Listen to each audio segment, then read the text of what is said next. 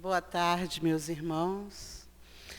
Que Deus esteja conosco nesses momentos, de estudo desse domingo tão fresquinho, tão bom. E hoje nós teremos a Virgínia falando do Evangelho e a Heloísa falando sobre o Livro dos Espíritos. Para iniciarmos, nós vamos ler a mensagem psicografada na casa. Queridos irmãos em Cristo, paz seja convosco. Grande é o movimento obsessivo que toma a terra.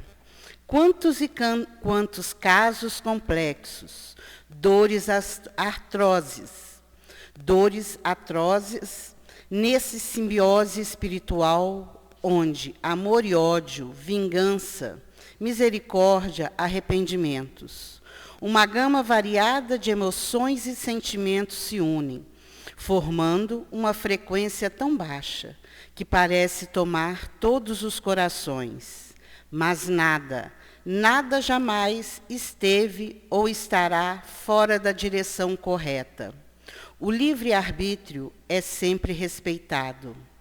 É lei magnânima do Pai e as escolhas infelizes, ações milenares do mal, vão se conjugando nos complexos processos obsessivos. Quantos se encontram tresloucados, desvairados? Como é triste escutarmos tantos corações afirmarem que Deus não existe. E se existe, os abandonaram. Quando, em verdade, o Pai jamais abandona. Somos nós que fugimos, que nos desconectamos e negamos a verdade divina.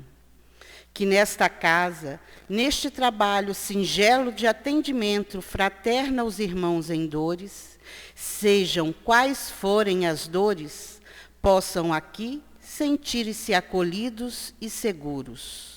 Que possam ser convidados na direção do estudo, do conhecimento. Que cada atendente compreenda que o simples fato de ouvir com a alma e o coração é dizer àquele que sofre: estou aqui. Estamos juntos. É o início da cicatrização das feridas dolorosas. Estamos convosco. Que possam sempre abrir as portas com muito amor e responsabilidade, com muito amor e caridade, com muito amor e sem julgamento. Nós vamos convidar para a prece inicial a Fabiana.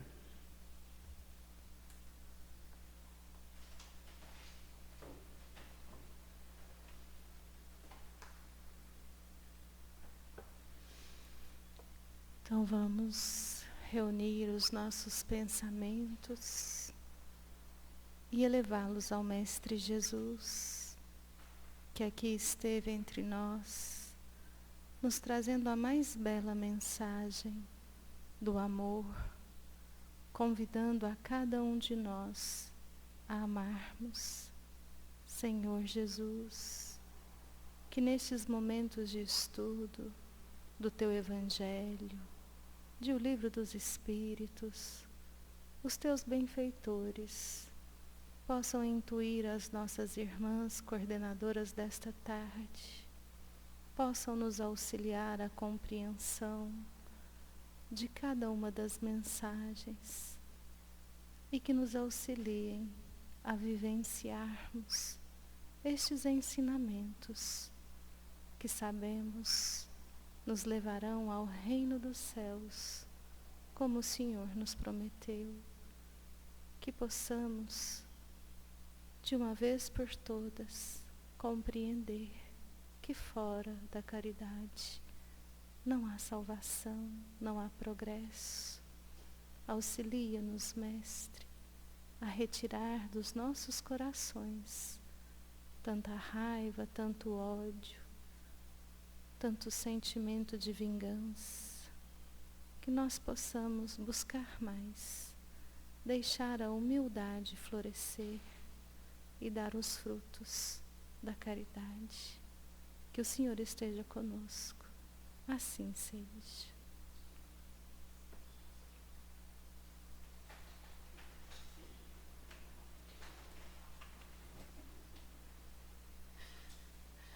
Para iniciarmos, vamos chamar a Elô.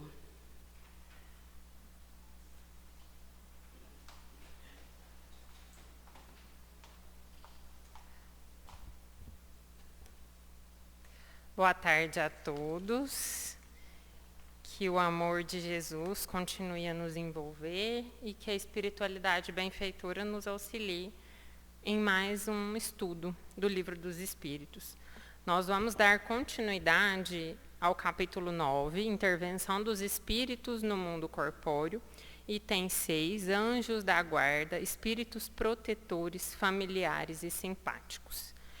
No estudo anterior, Kardec fala sobre cada terminologia, né? Ele explica ali o que é o espírito protetor, o que é o espírito simpático, o que é o espírito familiar, e ele nos traz esses conceitos de espíritos que estão constantemente em contato conosco encarnados.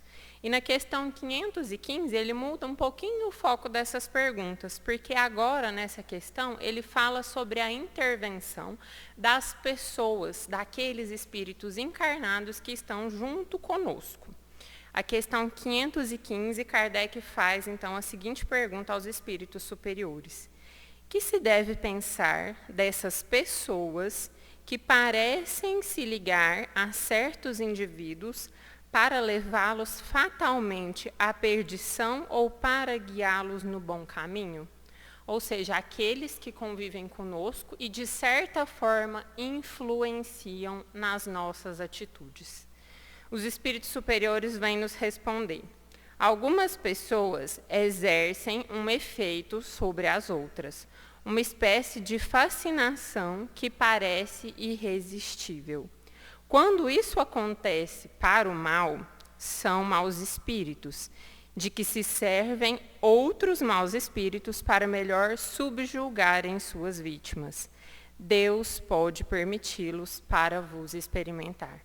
E é interessante, quando a gente faz a análise dessa resposta, que os espíritos superiores, em momento algum, fala sobre a influência de bons espíritos. Por quê?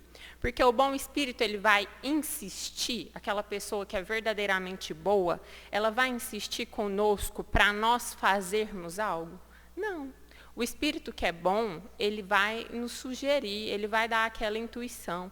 Um amigo, quando quer o nosso bem, ele vai nos dar um conselho. Jamais ele vai nos forçar a praticar algo.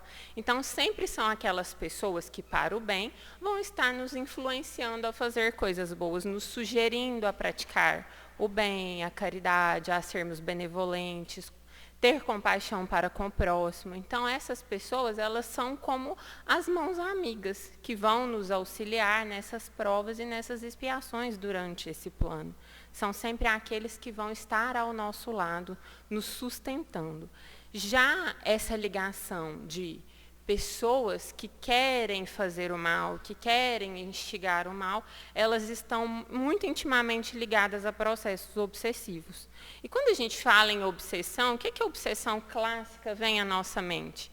Que é do desencarnado para com o encarnado. Mas o que também pode acontecer e que os espíritos superiores nos falam é de um encarnado para com um encarnado. Mas é muito importante nós lembrarmos que na questão 470, os espíritos vêm nos dizer que Deus jamais vai atribuir uma missão negativa a qualquer um de seus filhos. Ou seja, se aquela pessoa deseja fazer o mal, deseja prejudicar o outro, ela faz pelo seu livre-arbítrio. E ela vai ser responsabilizada por esses atos, porque a cada um segundo as suas obras. E aquele que é obsidiado, que permite essa influência, ele também é responsabilizado. Porque muitas vezes, o que nós fazemos? Nós colocamos sempre a culpa em quem? No obsessivo. Ah, mas é o obsessivo que me dá a sugestão. Ah, mas é porque aquela pessoa me influencia muito a fazer o mal. Mas e a nossa responsabilidade em frear esse tipo de pensamento, em frear esse tipo de atitude?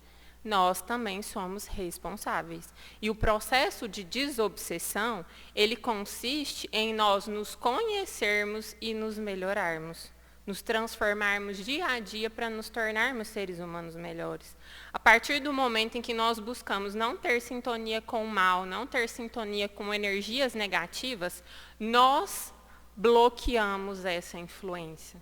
Nós não precisamos que o outro faça isso. Nós, com o auxílio da espiritualidade, com a nossa transformação, vamos mudando isso. Questão 516.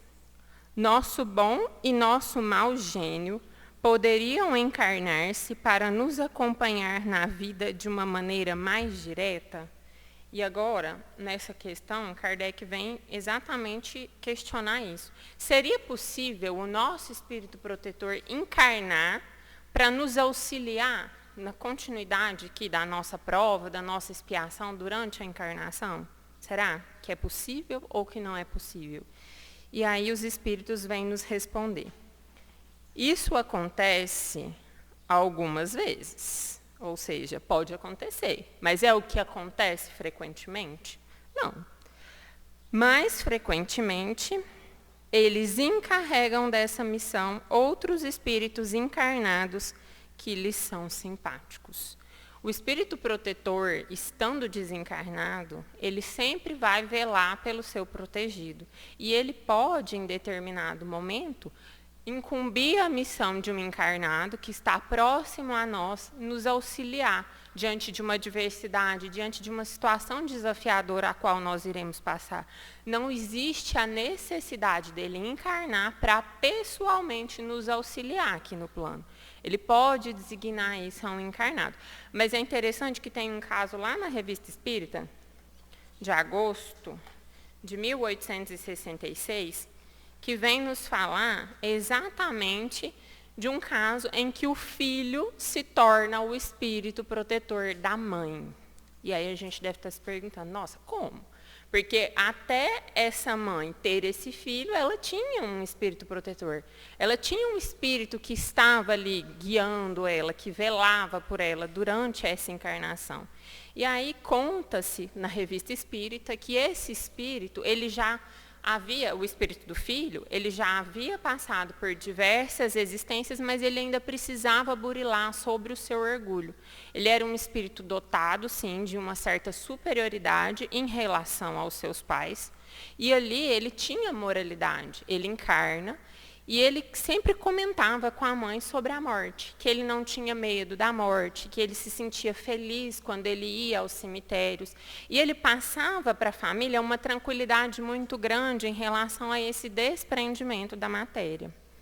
Quando esse menino desencarna, aos 7 anos, a família sofre muito com a perda. E eles sofrem também a perda de mais 2 filhos.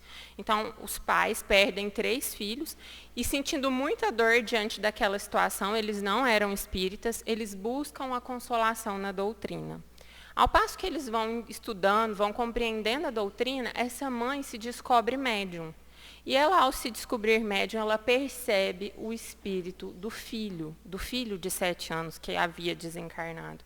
Então, eles questionam, né, por que ele estaria como guia dela. E aí, os espíritos superiores vêm nos responder exatamente isso, que para Deus era muito mais útil que a missão dele continuasse no plano espiritual, como guia dela. Como guia dela, ele ia poder auxiliar ela melhor do que aqui encarnado. Ele já tinha cumprido a missão dele, ele já tinha cumprido a sua prova em relação ao orgulho, ele retorna ao plano espiritual e, em um caráter de excepcionalidade, ele se torna o guia espiritual dessa mãe. E o espírito protetor, que era, né, o dela desde o seu nascimento, ele foi responder por outra missão. Então, houve, vamos dizer assim, essa substituição. Mas por quê? Porque era útil para essa mãe, era útil para essa mulher e também era útil para aquela família passar por esse contato. Não é o que usualmente acontece, mas esse relato vem nos mostrar que isso pode acontecer. Questão 517. Há espíritos que se ligam a toda uma família para protegê-la? E aí?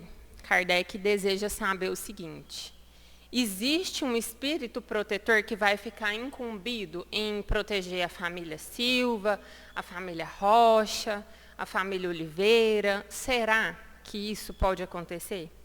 Antigamente era muito mais forte do que hoje, mas o que falava-se muito alto? A questão do nome, a honra em relação ao nome. A pessoa da família tal tem muito respeito, é uma pessoa muito respeitada. Muitas vezes isso era ligado a posses ou a condições sociais. Isso era algo que acontecia. E o Espiritismo, o que ele faz com isso? A reencarnação. Ele vem nos mostrar o quê? A fragilidade dos laços de sangue. E por que ele nos mostra a fragilidade dos laços de sangue? Porque hoje nós estamos encarnados em uma determinada família. Mas amanhã, numa outra existência, nós iremos vir em outra família. E essa outra família, ela vai pertencer a uma outra classe social, a uma outra condição. Às vezes, os indivíduos podem ser os mesmos, por serem espíritos simpáticos entre si. Mas essa questão material, que muitas vezes o nome da família envolvia, o Espiritismo joga isso por terra. Nós sabemos que para chegarmos à perfeição, nós vamos reencarnar sucessivas vezes. E nós iremos ser provados em todas as formas. Uma hora nós iremos passar pela prova da riqueza, outra hora pela prova da miséria. E o que Deus espera de nós é que nós nos auxiliemos. Então, essa fragilidade dos laços materiais, ela é totalmente quebrada pela reencarnação. Quando nós temos uma ligação genuína, verdadeira, de um amor sincero para com aqueles que já conviveram conosco em determinada encarnação, a família pouco importa. O que vai sempre prevalecer são os laços afetivos criados. E aí os espíritos superiores, eles nos respondem. Alguns espíritos se ligam a membros de uma mesma família que vivem juntos e são unidos por afeição. Então, isso vai sempre acontecer quando tiver esse sentimento de amor, quando tiver ali um sentimento genuíno e verdadeiro de querer o bem do outro. Então, o espírito protetor, o espírito pode se ligar por essa questão de laço de afinidade, jamais por orgulho. Mas não acrediteis em espíritos protetores no orgulho das raças. Então, eles são bem claros em relação a isso. Questão 518. Sendo os espíritos atraídos aos indivíduos por simpatia, ou seja, nós atraímos os espíritos pela simpatia dos nossos gostos, dos nossos propósitos, daquilo que nós buscamos vivenciar. Eles também são igualmente atraídos à reunião de indivíduos por motivos particulares. E aí o que Kardec quer saber é se quando há ali uma reunião de indivíduos, se esses espíritos também podem ser atraídos por essa simpatia. E os espíritos vêm nos responder. Os espíritos vão de preferência onde estão os seus semelhantes, pois nesses lugares podem estar à vontade e mais seguros para serem ouvidos. E um exemplo que nós podemos pegar dessa resposta é nós aqui hoje.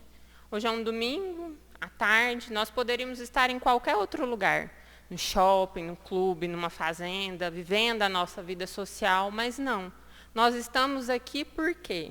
Porque nós temos um interesse em comum. Nós buscamos estudar a doutrina espírita, compreender os ensinamentos de Jesus e buscar colocá-los na prática. Então, quando há essa simpatia de pensamento, quando há essa unicidade voltada a algo, sim, tem vamos dizer assim, a assessoria de espíritos que estão também direcionados a isso. A nossa casa espiritual, ela tem os seus dirigentes espirituais. E se nós estamos aqui hoje reunidos, buscando uma transformação melhor, com toda certeza, esses espíritos estão nos auxiliando. E não só no momento que nós estamos aqui. Quando nós sairmos da porta para fora e buscarmos esse auxílio e solicitarmos o auxílio desses espíritos, com toda certeza, eles sempre irão nos inspirar ao bem. O homem atrai os espíritos em razão de suas tendências, quer que esteja só ou constitua um todo coletivo, como uma sociedade, uma cidade ou um povo. Há, pois, sociedades, cidades e povos que são assistidos por espíritos mais ou menos elevados, segundo o seu caráter e as paixões que os dominam. E aqui é importante nós lembrarmos que existe essa lei de atração para o bem, quando nós buscamos nos sintonizar com bons espíritos, mas também existe para o mal. Se, porventura, nós estivermos vibrando negativamente, desejando o mal, buscando praticar o mal, nós estaremos atraindo para perto de nós espíritos simpáticos ao mal, que também vão ter essa mesma conexão de pensamento. Então, da mesma forma que para o bem esses espíritos são atraídos, eles também são atraídos para o mal. Os espíritos imperfeitos afastam do que os repelem, e disso resulta o aperfeiçoamento moral de um todo coletivo. Quando nós buscamos a elevação, quando nós buscamos estar em comunhão com bons espíritos, nós estamos cortando essa sintonia com espíritos maus, com espíritos que vibram em frequências mais baixas. Como o dos indivíduos que tendem a afastar os maus espíritos e a atrair os bons, que despertam e mantêm o sentimento do bem nas massas. Da mesma maneira, porque os outros podem insuflar-lhe más paixões. Então, aqui nós vamos perceber que a resposta ela vem exatamente em relação a isso. Que se nós buscarmos o bem, se nós buscarmos praticar e ter o auxílio de bons espíritos, eles sempre vão estar ao nosso lado, eles sempre vão nos inspirar. Questão 519. As aglomerações de indivíduos, como as sociedades, as cidades, as nações, têm espíritos protetores especiais? E aí? Será que esses aglomerações de coletividades têm espíritos protetores especiais direcionados a cuidar deles? E sim, os espíritos vão nos dizer que sim. Porque essas reuniões são de individualidades coletivas que marcham para um objetivo comum e têm necessidade de uma direção superior. E nós podemos usar, como uma analogia do exemplo, a própria casa espírita. Da mesma forma que aqui tem os dirigentes espirituais, as nações também têm os seus dirigentes específicos. E é interessante nós lembrarmos que o que é que Deus espera de nós? O auxílio mútuo. Por mais que cada coletividade vá ter o seu espírito protetor condizente com as condições evolutivas dos indivíduos que estão ali pertencendo àquele grupo, Deus espera que nós possamos sempre ajudar uns aos outros. A gente vê muita guerra, vê muita notícia ruim sendo propagada, mas o que a gente também precisa lembrar em relação a essas nações? Que quando acontece uma catástrofe, várias outras nações se mobilizam para auxiliar aquela que está precisando de socorro. Isso é o apoio mútuo, isso é a lei do progresso, é isso que Deus espera de nós. Então, sempre terão espíritos que estão cuidando daquilo ali, bons espíritos que vão estar direcionando. Cabe a nós estarmos abertos a ouvir essas intuições da espiritualidade.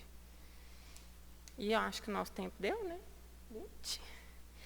Nós paramos, então, na questão 520. Que Jesus nos abençoe. Virgínia, Evangelho.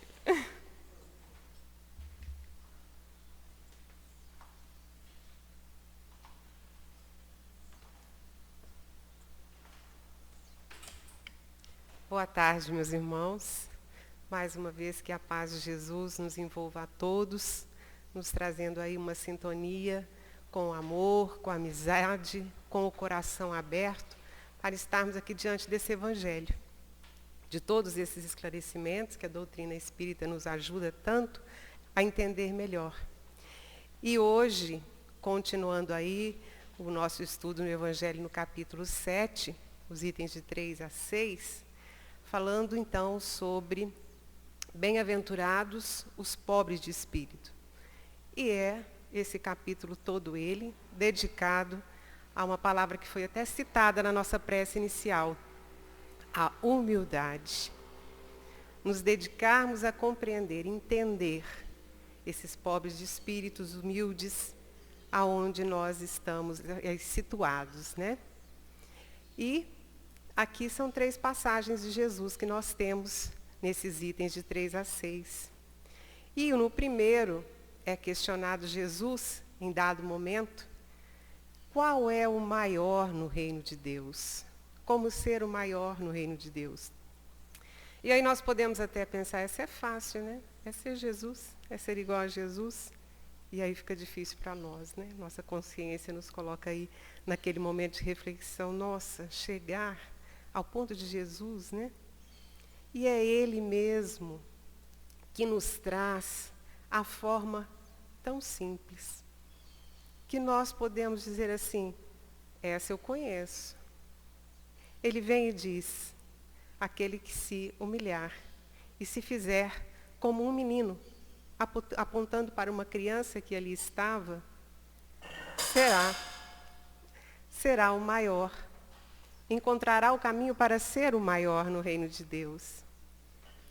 E tem tão pouco tempo, né, que nós passamos pela nossa infância, como é uma criança aberta ao aprendizado.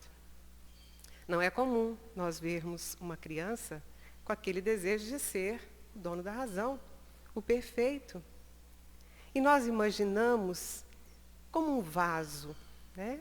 Um recipiente, que por mais que essa criança chegue ao mundo e já tenha ali na sua base, trazendo algo com ela, que depois avaliará se é o bom, se é o mal, que precisa ali dar mais efeito à sua vida, ainda assim é um recipiente com um grande espaço vazio, apto a receber conhecimento, aberto a não julgar, a simplesmente confiar, a receber o novo, a acreditar nas mudanças, nas transformações, a receber a boa nova. Esse é o exemplo que Jesus usa para nós. E o que nós entendemos? Que nós vamos amadurecendo e vamos aí enchendo aquele recipiente. Vamos chegar até ao ponto de completar ali, cheio das nossas razões, cheio das nossas verdades, nos vendo num momento de não ter espaço mais para receber o novo. Por isso Jesus, ao mostrar aquele exemplo, que nós nos possamos fazer como uma criança, é justamente para a gente entender. Se tudo aquilo que nós estamos hoje guardando como certo, isso aqui não muda, não são preceitos, preconceitos que não estão nos dando a chance de ver o novo, de nos transformarmos, de aceitarmos melhor essa lei de amor, que é a lei de Deus. Que recado maravilhoso é essa lição, esse apontamento, de Jesus nos dá. Vamos entender até onde nós estamos no nosso limite e achamos que pelos nossos diplomas, pelas nossas graduações, pelo nosso conhecimento, já somos o dono da razão. Em diversos pontos de nossa vida, nem direi de todos. Mas quantas coisas nós não admitimos mudar. Não estamos sendo essas crianças abertos, né? Colocando, então, esse limite um pouquinho mais para baixo, para receber algo melhor. Porque esse progresso da humanidade é para nos trazer o melhor. E esse progresso inclui, simplesmente no seu ápice maior, a moralidade. Entender e receber a mensagem do Cristo, nós precisamos ter espaço nesse vaso que somos nós, para aplicá-lo, para fazer com que ele viva também por nós. Deus ajuda o homem pelo homem. Olha a nossa responsabilidade. Estamos aqui mensageiros de Deus, mãos de Deus no mundo, e muitas vezes já nos dizemos então, minha missão eu já cumpri. Nossa missão é eterna, assim como a nossa vida. Todas as oportunidades que o Pai nos dá. Se nós estivéssemos chegados aqui perfeitos, prontos, nem o livre-arbítrio nos seria dado. As oportunidades de reencarnação, todos esses presentes que Deus nos dá, esvaziando esse nosso recipiente, esse nosso vaso, para que nós tenhamos oportunidade de conhecer mais, de melhorar ali a sua essência. Existe um verso de Casimiro Cunha que diz o seguinte: humildade é flor sensível, cultivada na luz do bem, que a pessoa perde logo quando acredita que a tem. Isso somos nós, quando imaginamos, como eu fui humilde, como sou humilde, já deixamos de ser. Essa é a grande certeza. Porque quando estamos a caminho, quando estamos envolvidos na humildade, sabemos que não a temos. E a buscamos incessantemente. E assim são com todas as virtudes. Mas a humildade, ela tem uma característica muito importante. Ela tem um inimigo que nos conhece muito bem. Ela tem um inimigo que é fatal se nós não reconhecermos que é preciso cuidar desse inimigo. Esse inimigo somos nós mesmos. É o nosso maior inimigo na conquista da humildade. Quando Jesus nos fala sobre sermos como uma criança, e nós pensamos lá atrás, muitas vezes nós julgamos, mas por que aqueles doutores da lei, lá na época de Jesus, não conseguiam acompanhar Jesus? Será que eles, nos seus vasos totalmente abarrotados de certezas, de verdades, de dificuldade em lidar com o novo, em aceitar que era necessário se fazer pequenos, se achando tão grandes? Olha o grande obstáculo que não permitiu que eles acompanhassem, que ouvissem, que seguissem Jesus. E nós precisamos tomar muito cuidado, nos ligar a tudo isso. E vejam, num outro momento que é citado nessa passagem do Evangelho, quando a esposa de Zebedeu chega ali com seus 2 filhos e diz a Jesus: eu quero que sente os meus filhos, uma à sua direita e outra à sua esquerda. E Jesus amorosamente pergunta: mas será que eles conseguiriam beber do meu cálice? E que cálice era esse de Jesus?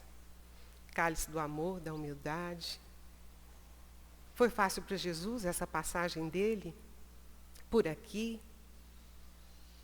Se entregar, fazer-se tão pequeno para que tudo acontecesse em volta da lei de Deus? Será que eles estão dispostos? E eles afirmam que sim, que beberiam. E aí Jesus, na sua humildade: mas não sou eu quem decido quem senta na minha esquerda e na minha direita, e sim o meu Pai, a quem tudo sabe, a quem tudo vê. Então é aquela humildade de saber que esse Pai maior, essa decisão, quem nos conhece perfeitamente, que sabe nos dar todas as chances, todas as oportunidades de nós desfrutarmos de sermos humildes. É esse Pai que nos dá a direção. E só Ele pode decidir qual é o momento de cada um. Por isso Jesus ainda insiste e fala, numa festa ali, nas bodas, não chegue e escolha o primeiro lugar. Isso quer dizer que nós já vamos nos colocando ali na escolha dos primeiros lugares, dos destaques. Por isso quem se exaltar será rebaixado. O alerta de Jesus é esse.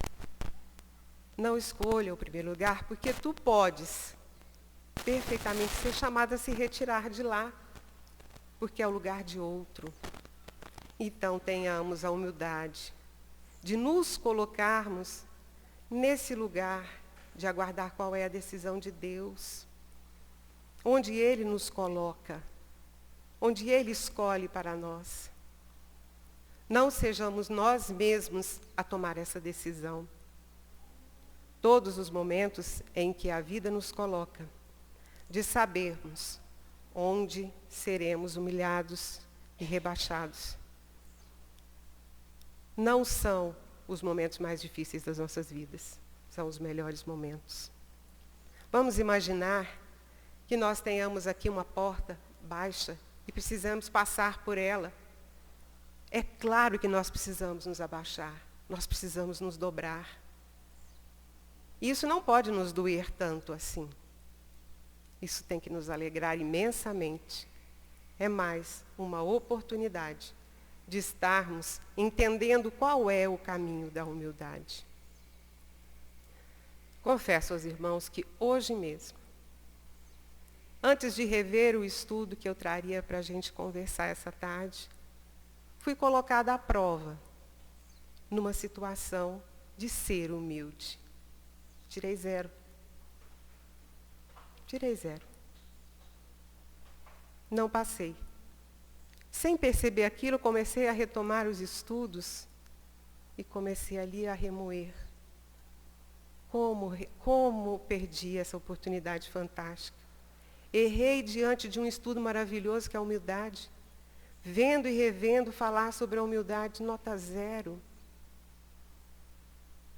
Mas aí, já comecei a pensar, o que é que eu vou esvaziar daquela situação, desse meu vaso, que está tão abarrotado? O que é que eu vou tirar dali, para que venha essa lição da humildade, daqui não saia mais? Penetre nesse meu vaso e me ajude. E assim somos nós erramos. Erramos várias vezes. E está tudo bem, porque ainda teremos chances de voltar atrás, de fazer de novo. O que nós não podemos é perder tempo. Porque nenhuma lição, nenhuma palavra do Evangelho chega ao nosso coração para que nós cruzemos os braços e vamos dizer assim, falhei, não dou conta mesmo, desisto. Jamais uma palavra do Evangelho, uma lição do Evangelho. Esse amor do Cristo pode nos acomodar quando falhamos. Muito pelo contrário. Se aqui estamos, nessa dor, nesses momentos de dores que nós passamos, todos nós, o que é a dor? A dor vem muitas vezes para nos dar o valor exato da essência do amor. Vamos reconhecer. Muitas vezes é difícil, sem a dor, a gente reconhecer a essência do amor. E todos esses ensinamentos. O Cristo veio para os doentes, não para os sãos. Aqueles que aqui estão felizes, né? Ali desfrutando dos seus ganhos, desfrutando das coisas do mundo e estão felizes ali, ótimo.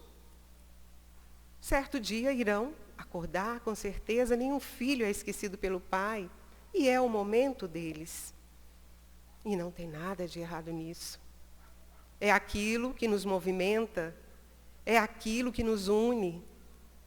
É justamente isso, mas aqueles que estão em dor profunda, têm um chamamento, têm um grito maior, têm uma abertura maior nesse vaso que estava lotado.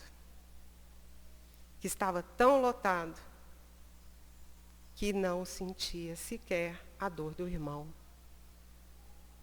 E não é só a nossa dor. É a dor do nosso irmão que nos levanta, que nos faz agir. Que nos faz realmente nos humilhar, nos rebaixar, para alcançar aquele momento de dificuldade e tentar fazer a nossa parte.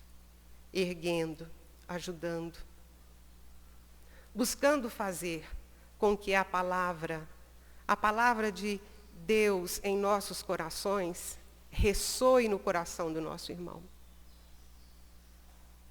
Nada que nos envolva nas diversas situações, e cada um tem a sua, cada um tem o seu ponto, cada um tem a sua hora, nada que nos envolve é em acaso, é por acaso. Então, que nós saibamos realmente abrir espaço nas nossas vidas, nos nossos corações, para esse chamado de humildade.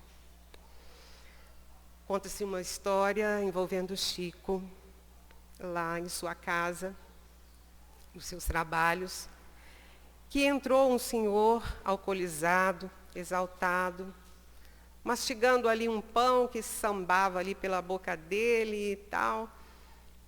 E ele então vai até Chico e fala: agora eu quero que você me prove aqui que você é humilde, Chico. Todo mundo fala que você é o exemplo de humildade, quero ver que você me prove. Come um pedaço desse pão babado aqui da minha boca. Quero só ver.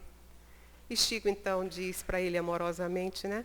Mas não é isso que vai nos falar sobre humildade, provar a humildade de alguém, meu irmão. Ele fala: está vendo? Só vou acreditar se você então comer um pedaço desse meu pão babado. E Chico falou: então eu até posso comer sim esse pedaço desse pão babado, não tem problema.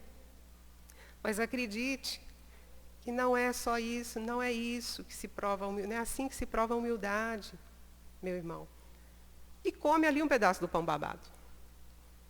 Aquele então sai dali, é verdade, contando para todos, realmente esse homem é humilde, viu? Comeu meu pão babado.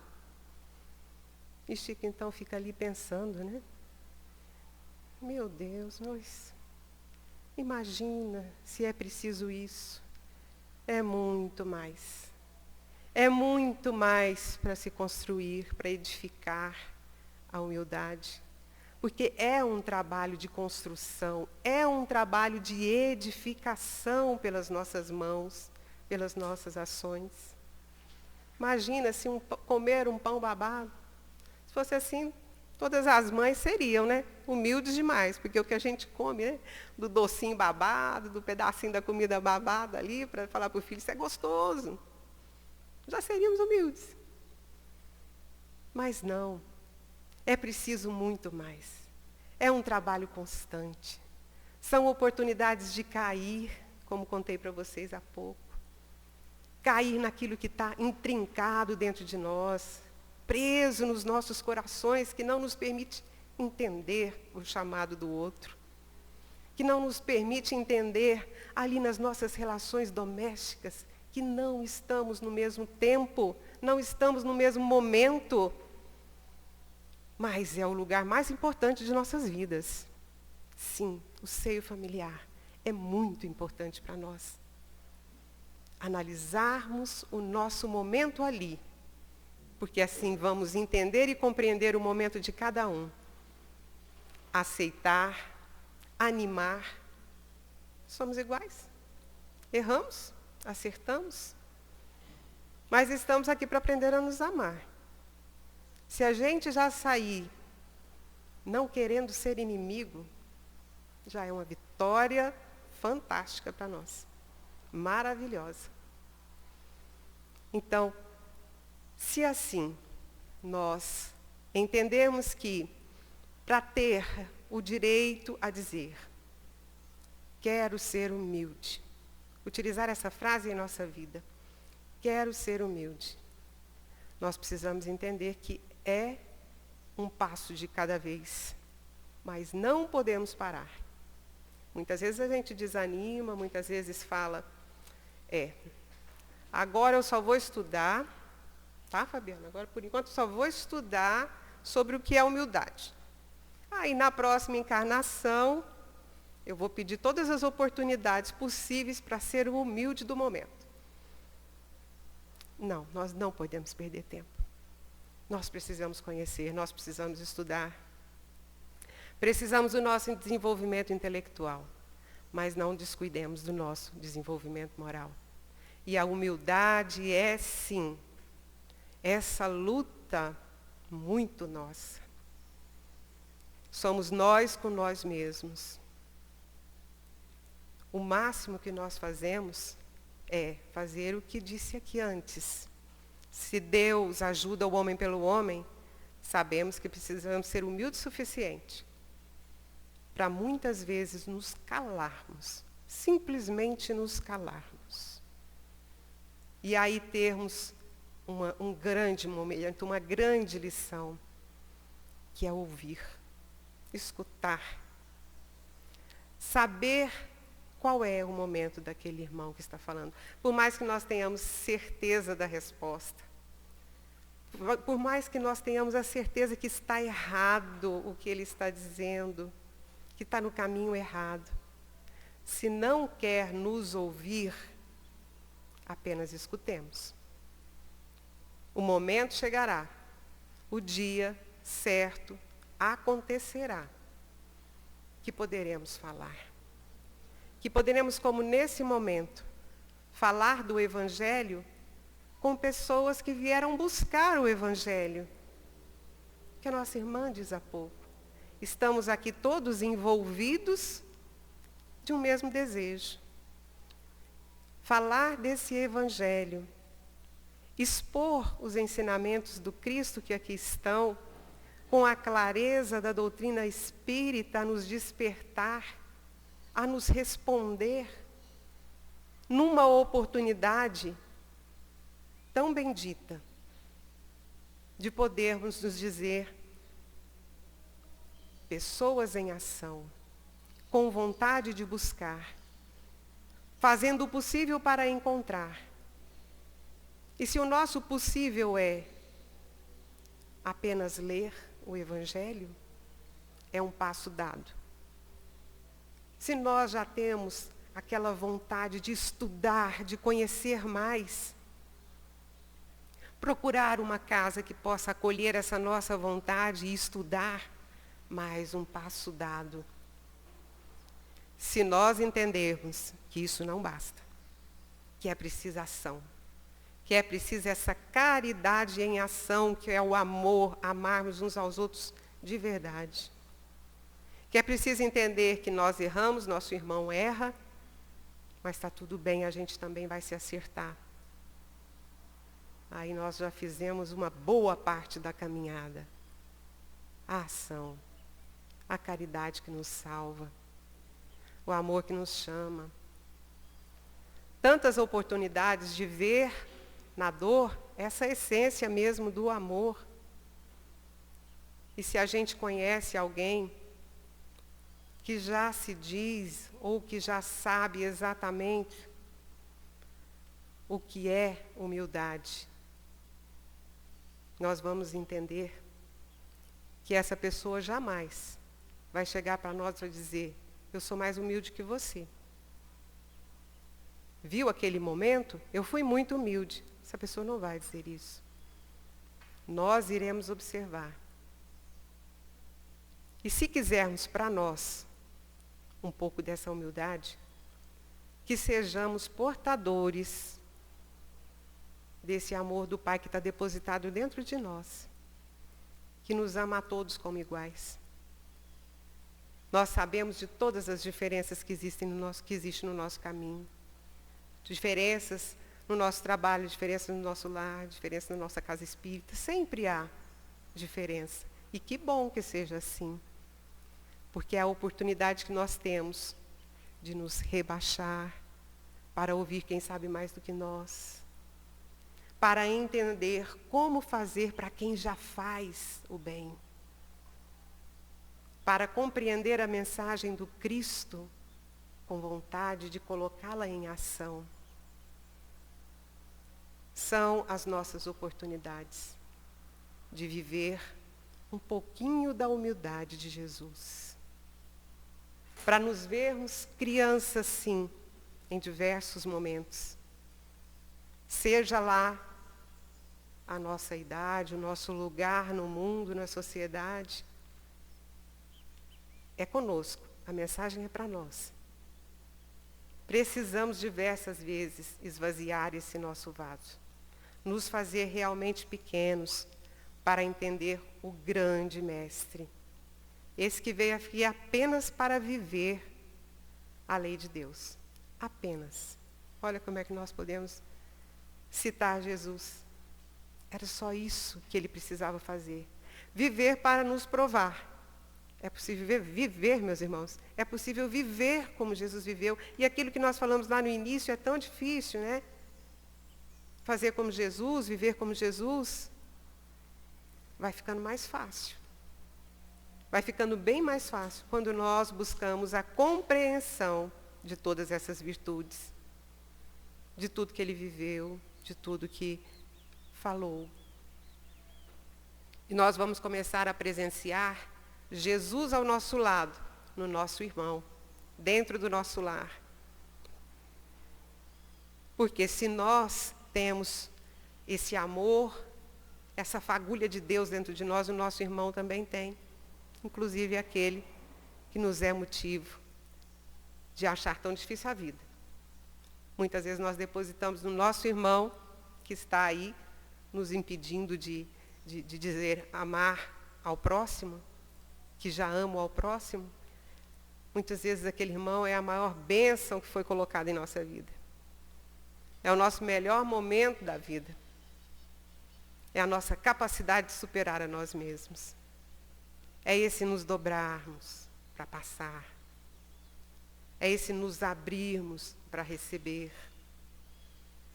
É sermos esses filhos queridos de Deus, que cumprimos o nosso papel, cumprimos a nossa missão diante desse Pai, que tantas oportunidades nos dá, que tanto amor deposita em nós. Então, que essa mensagem da humildade, esses pobres de espírito, que nada tem a ver, muitas vezes, com aquela imagem que nós desenhamos muitas vezes, da pessoa cabisbaixa, que só fala assim. A gente fala, nossa, aquele ali é humilde. Não, meus irmãos, essa não é a imagem da humildade.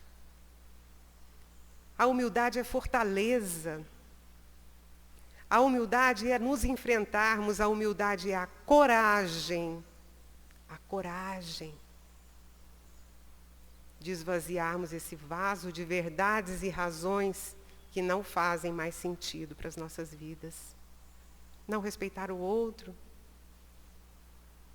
Achar que o outro tem que ser a nossa imagem e semelhança. Olha, porque eu estou fazendo certo, tem que ser como eu faço.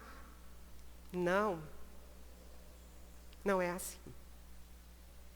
Então nós precisamos entender que humildade é coragem. Coragem de nos enfrentarmos. Coragem de esvaziar esse vaso, sim. E principalmente, preencher com a mensagem que nos fala, com tanta simplicidade. Amai-vos. É a coisa mais fácil que existe na nossa vida, é amar. É muito simples amar. O complicado é odiar. É ficar ali imaginando vinganças, é ficar ali imaginando como é que eu vou superar, como é que eu vou falar mais alto, como é que... Isso é difícil, isso tira nosso sono, isso nos incomoda. Mas amar é tão simples. O outro passa pela nossa vida com uma suavidade tão grande, porque a gente só quer o bem dele. A gente faz o bem por mais errado que ele esteja, a gente só deseja o bem, só deseja que se acerte. E oramos, e pedimos, e fazemos o que está ao nosso alcance. Isso é deixar a vida fluir no bom caminho. Isso é descobrir a fórmula de trazer humildade para nós, para as nossas vidas. E que assim seja. Que nós possamos conseguir essa bênção, essa virtude, a cada dia um pouco mais, a cada passo um pouco mais, a cada erro um pouco mais, porque aprendemos. Aprendemos. O que nós não podemos é insistir no erro. Isso daí nos faz perder tempo. E ganhar tempo na vida é amar. Que Jesus encha os nossos corações cada vez mais desse exemplo de amor que ele foi. E que a humildade nos contamine os pensamentos, nos leve para momentos de reflexão com nós mesmos, em diversas oportunidades que nós temos no nosso dia, e cheguemos à conclusão: queremos ser humildes. Peçamos coragem, peçamos o amor de Deus em nós, e que Ele nos abençoe.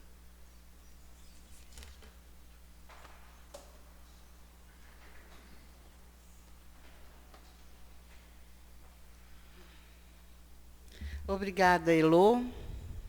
Obrigada, Virgínia, pelas palavras, né, pelos nossos aprendizados dessa tarde.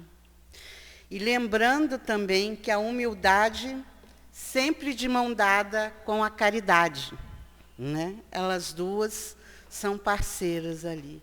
E como a Virgínia disse, nós somos aqui, todos nós somos falhos, todos nós erramos, né? Antigamente eu ficava triste por errar. Hoje em dia eu não fico mais não, porque eu falo, Deus é tão bom, mas tão bom, que Ele dá a chance de novo para a gente melhorar, não cair no erro, se acertar. Isso é bom demais, não é? Saber que nós vamos errar, mas nós também vamos levantar se quisermos, né? E para finalizar, eu quero lembrar a vocês que ontem nós tivemos pizza, e tem pizzas lá embaixo ainda a ser vendidas, e se alguém pediu e quiser pegar, vai estar lá embaixo o Leone e o Coimbra para direcionar essas pizzas a vocês. E que nós possamos ter um resto de tarde, de noite maravilhosa, que possamos refletir de tudo que foi nos falado hoje aqui, e vamos pedir a Fabiana para fazer a prece final e também a prece do nosso passe coletivo.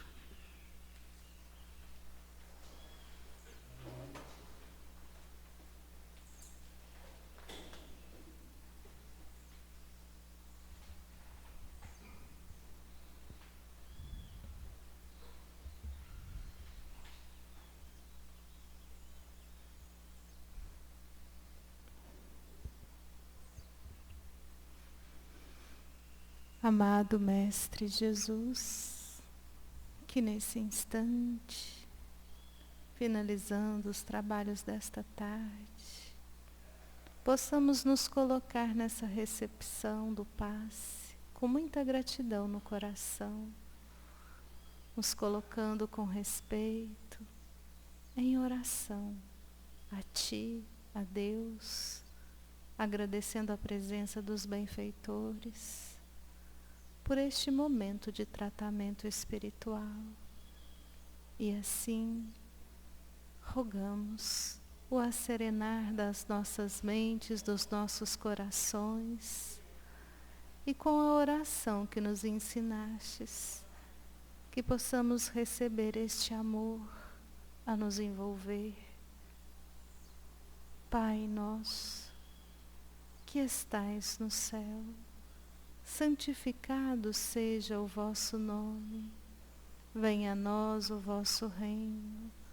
Seja feita a vossa vontade, assim na terra como no céu. O pão nosso de cada dia dai-nos hoje. Perdoai as nossas dívidas, assim como perdoamos aos nossos devedores.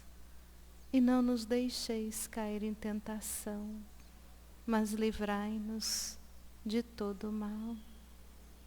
Que possamos retornar aos nossos lares com essa paz no coração. Que o Senhor nos acompanhe, Que Deus nos abençoe. Assim seja.